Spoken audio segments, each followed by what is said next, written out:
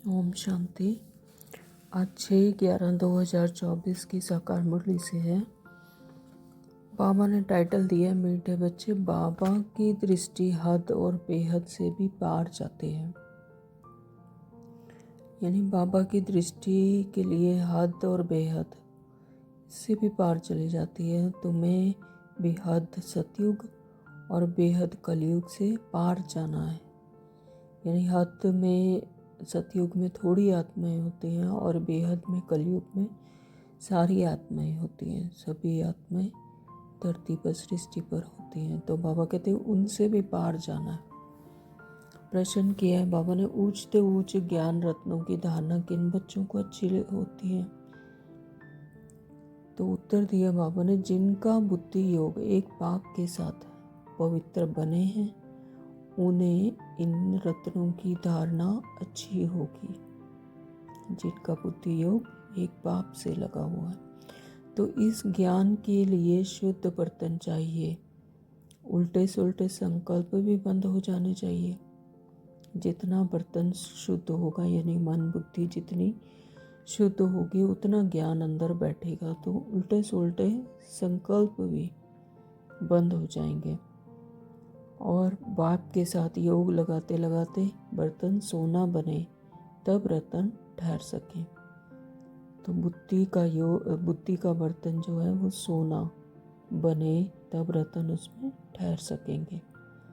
ओम शांति। मीठे मीठे रूहानी बच्चों को रूहानी बाप बैठ रोज रोज समझाते हैं।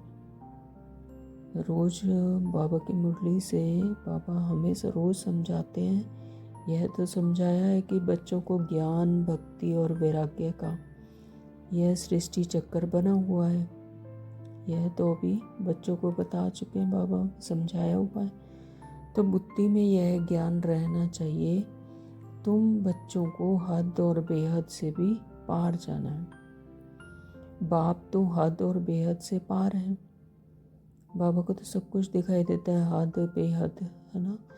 तो उनका भी अर्थ समझना चाहिए ना। रूहानी बाप बैठ समझाते हैं, यह भी टॉपिक समझानी है कि ज्ञान भक्ति पहले है, ज्ञान भक्ति पीछे है वैराग्य। ज्ञान को कहा जाता है दिन, और जबकि नई दुनिया है उसमें यह भक्ति अज्ञान है नहीं। वह है भक्ति में ज्ञान नहीं है, क्योंकि वहाँ सिर्फ महिमा करते हैं परमात्मा की। परमात्मा से कनेक्शन नहीं जोड़ते, ना ही परमात्मा को अच्छी रीति जानते हैं। तो बाबा कहते कि भक्ति अज्ञान है नहीं। नई दुनिया में भक्ति है ही नहीं। तो वह है हद की दुनिया, क्योंकि वहाँ थोड़े होते हैं, थोड़ी आत्माएं होती हैं। फिर आहिस्ते आहिस्ते वृद्धि होती जाती है। जैसे जैसे आत्मा का पार्ट नूंदा हुआ है, धीरे धीरे फिर वृद्धि होती जाती है। और आधा समय बाद भक्ति शुरू हो जाती है। द्वापर युग से फिर से भक्ति शुरू हो जाती है। सतयुग त्रेता में भक्ति नहीं होती। वहाँ संन्यास धर्म होता ही नहीं, संन्यास धर्म भी नहीं होता, संन्यास व त्याग होता नहीं। फिर बाद में सृष्टि की वृद्धि होती है। जो जो आत्माएं नीचे उतरती जाती हैं तो वृद्धि होती जाती है। आत्माएं अपने स्थूल पार्ट में जैसे जैसे पार्ट नूंदा हुआ है आती रहती हैं, तो ऊपर से आत्माएं आती जाती हैं। यहाँ वृद्धि होती रहती है। हद से शुरू होती है और बेहद में जाती है। पहले थोड़ी आत्माएं होती हैं, फिर धीरे धीरे सभी आत्माएं सृष्टि पर आ जाती हैं। तो बाप की तो हद और बेहद से पार दृष्टि जाती है। बाप क्या है? ज्ञान का सागर। तो उनकी तो हद और बेहद से भी पार दृष्टि जाती है। जानते हैं हद में कितने थोड़े बच्चे होते हैं, फिर रावण राज्य में कितने वृद्धि हो जाती है। तो अब तुमको हद और बेहद से भी पार जाना है। यानी आत्मिक दृष्टि से जब हम परमात्मा के सानिध्य में रहकर परमात्मा से आत्मा कंबाइंड होती है, तो उसकी भी दृष्टि कैसे हो जाती है? हद से बेहद हो जाती है। तो सतयुग में कितनी छोटी दुनिया है और वहाँ संन्यास और वैराग्य आदि होता नहीं। बाद में द्वापर से लेकर फिर धर्म शुरू होते हैं। और कहा है बाबा ने, तुम बच्चों को रचना के आदि मध्य अंत की नॉलेज होनी चाहिए ना। यह नॉलेज और कोई में है नहीं, तुमको समझाने वाला बाप है। परमात्मा ही जब तक हमें नहीं समझाते आगे हमारा सृष्टि चक्कर, हमारी रचता, अपना ज्ञान, हम आत्माओं को अपना आत्मिक स्वरूप का ज्ञान जब तक नहीं बताते तब तक हमें यह नॉलेज नहीं होती। तो बाबा कहते कि आदि मध्य अंत की नॉलेज होनी चाहिए। यह नॉलेज और कोई में है नहीं, तुमको समझाने वाला बाप है, जो बाप हद और बेहद से भी पार है और कोई समझा ना सके। रचना के आदि मध्य अंत का राज समझाते हैं, फिर कहते हैं इससे पार जाओ। तो जैसे वह स्वयं है वैसे ही हम आत्माओं को बनाते हैं, तो वहाँ तो कुछ भी रहता नहीं। कितना भी दूर जाते हैं आसमान ही आसमान है। इनको कहा जाता है हद बेहद से पार। कोई अंत नहीं पा सकते, कहेंगे बेअंत। बेअंत कहना तो सहज है, परंतु अंत का अर्थ समझना चाहिए। अभी तुमको बाप समझा देते हैं। बाप कहते हैं मैं हद को भी जानता हूँ और बेहद को भी जानता हूँ। मैं हद और बेहद को दोनों को जानने वाला हूँ, बाबा कहते हैं। तो बाप हद और बेहद दोनों का राज समझाते हैं। उनसे भी पार कुछ भी है नहीं। वह है हम तुम्हारे रहने का स्थान, जिसे ब्रह्मांड कहा जाता है ना। जहाँ आत्माएं रहती हैं उसे क्या कहते हैं? ब्रह्मांड। तो अब यह आकाश तो बेअंत है, अंत पा नहीं सकते। तो आकाशवाणी कहने से मनुष्य क्या समझेंगे? यह जो मुख है यह है पोलार। तो मुख से वाणी आवाज़ निकलती है, तो यह तो कॉमन बात है। मुख से आवाज़ निकलना, इसको आकाशवाणी कहा जाता है। तो बाप को भी आकाशवाणी का वाणी चलानी पड़े। तुम बच्चों को अपना भी राज सारा बताया है। तुमको निश्चय होता है बहुत सहज। अगर निश्चय है तो बहुत सहज लगता है। जैसे हम आत्मा हैं वैसे बाप भी परमात्मा है, ऊंचे ते ऊंच आत्मा है ना। बाप क्या है? परम आत्मा, यानी ऊंचे ते ऊंच आत्मा। तो जिसको अपना पार्ट मिला हुआ है, सबको अपना पार्ट मिला हुआ है। हर किसी आत्मा को अपना अपना पार्ट मिला हुआ है। और बाबा ने कहा है इस मुरली में, यह युद्ध है। बच्चों को भी मीठा ऐसा बनना चाहिए जैसे बाप मीठे हैं। सारे झाड़ का राज समझाते हैं। लेकिन अभी संगम युग पर क्या चल रहा है? संकल्पों का युद्ध। तो माया के तूफान भी बहुत आते हैं। 63 जन्मों से माया के साथ ही थे, तो इसलिए माया के तूफान भी बहुत आते हैं। माया को यह पसंद नहीं है कि हम बच्चे उनको छोड़ के जाएं, तो सब सहन करना पड़ता है। माया तूफान लाती है। तो बाप भी याद में रहने से तूफान सब चले जाएंगे। अगर बाप की याद में रहेंगे तो सब तूफान चले जाएंगे। बाबा कहते हातिम ताई के खेल बताते हैं ना। मुलहरा डालते थे तो माया चली जाती थी, मुलहरा निकालने से फिर माया फिर आ जाती थी।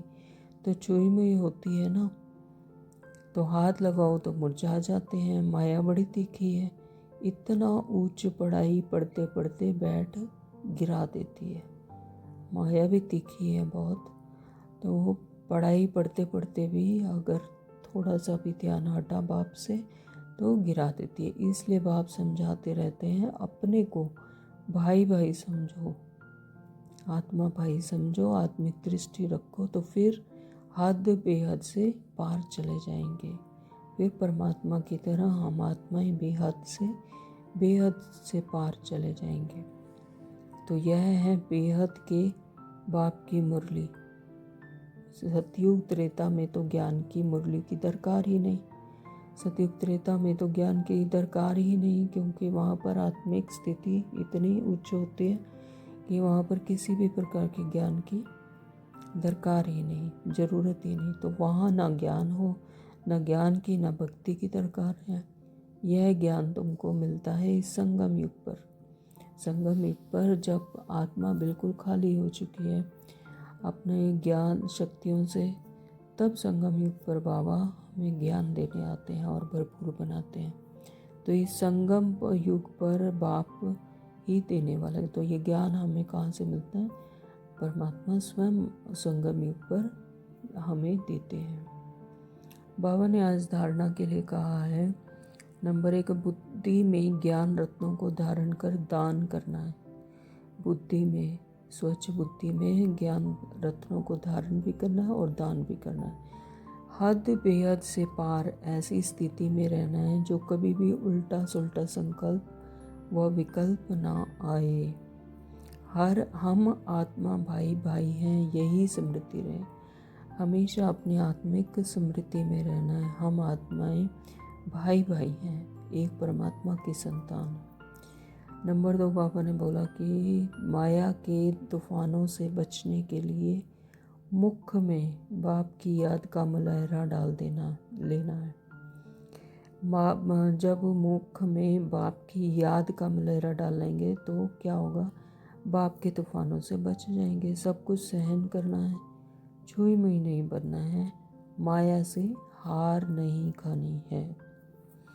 वरदान दिया बाबा ने, सदा एक के स्नेह में समाये हुए एक बाप को सहारा बनाने वाले सर्व आकर्षण मुक्त भाव।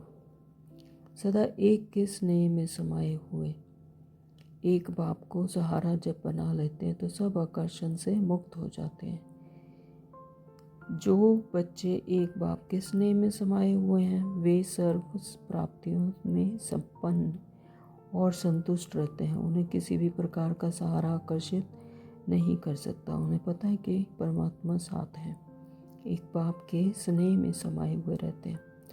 तो उन्हें सहज ही एक बाप दूसरा न कोई, यह अनुभूति होती है।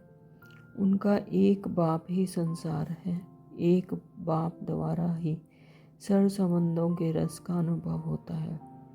वही माता, वही पिता, वही भाई, वही बहन, वही गुरु, वही टीचर, है ना। सब संबंध एक बाप से।